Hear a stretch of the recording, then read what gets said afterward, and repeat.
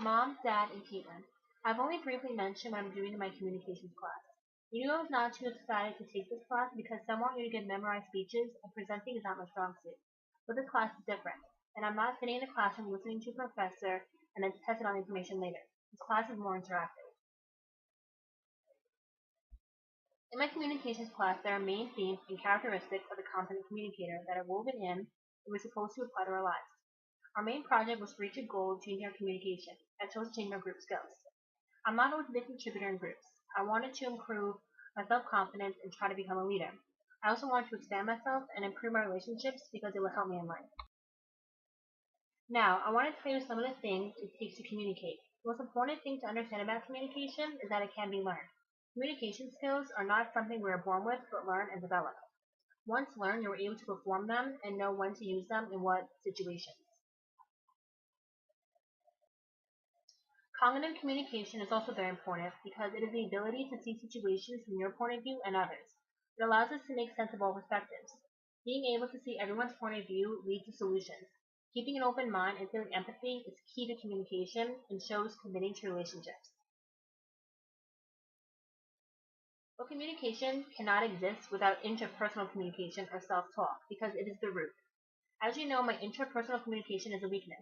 I always second guess myself and hesitate before I speak. I do not confidently say what I want. You know I'm a people pleaser and scared to upset or disappoint. I'm changing the way I talk to myself and trying to express my thoughts more. Failing has always been a fear of mine. I would avoid challenges that I would possibly not succeed at. As I said, I fear disappointing others, but also myself. But I have learned that not taking chances is also a disappointment and failure. The only way I can learn communication is through trial and error. All the things I just talked about are the main points and ideas about communication. But the thing to realize is that there is no ideal way to learn or to communicate. There are no rules.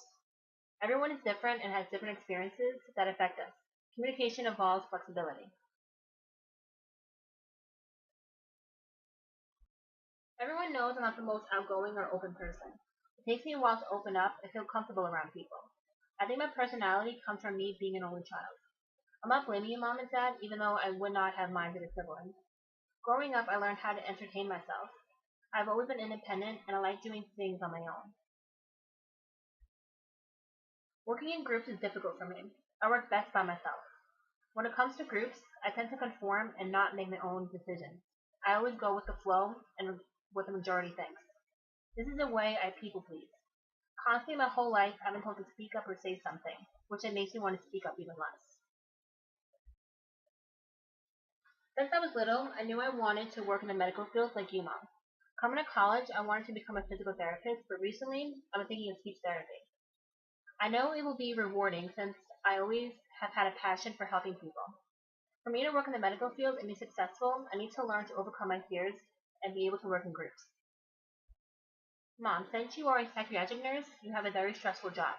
You take on a leadership role at work that affects your coworkers and patients, so you need extremely good communication skills, which I am trying to improve. Empathy has a lot to do with communication, and you have this skill, and it clearly shows at work and home. Dad, you are a leader at work too. Next to your boss, you have a high position and great responsibility, and I strive to be as successful. You are always willing to help everyone and run the business when your boss is out of town. You know what communication skills to use in every situation, whether it's coworkers or clients.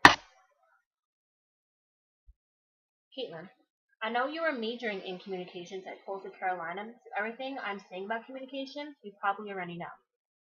I've always looked up to you, even though you're almost a year younger and a couple inches shorter. You're an outgoing person who gets along with everyone. You're not afraid to take chances. You have always been so good at expressing your thoughts, so basically you are a skillful communicator. I want to take this time to thank you, Mom and Dad. You knew only is what I wanted, because I thought it would be the best for me and would help me to grow and discover myself. Classes like my communication one is helping. I will fail and face challenges while I'm here, but I will learn and grow from them.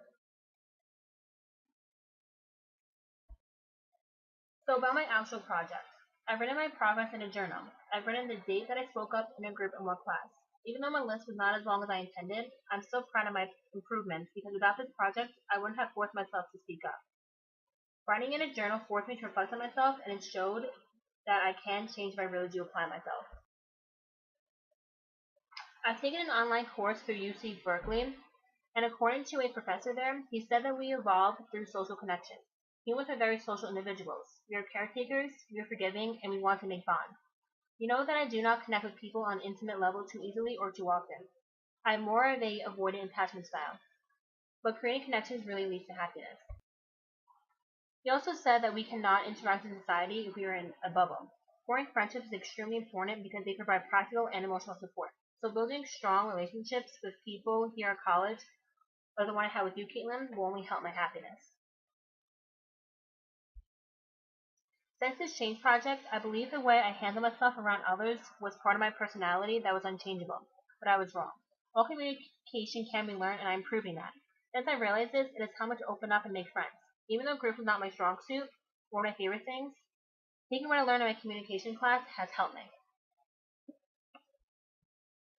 Even though my goal this semester was to have more confidence, handle myself better in groups, and try to become a leader, I realized my main goal was to be happy with myself and finally do something for me. In the end, I was more successful in that, and I think that is more important than being a leader. Communication and happiness go together, and hope you guys can see that too. Throughout this semester, I have learned to listen to my thoughts, feelings, and ideas. I've spoken up more, believed in myself, and have learned from my problems and failures, which I am proud of.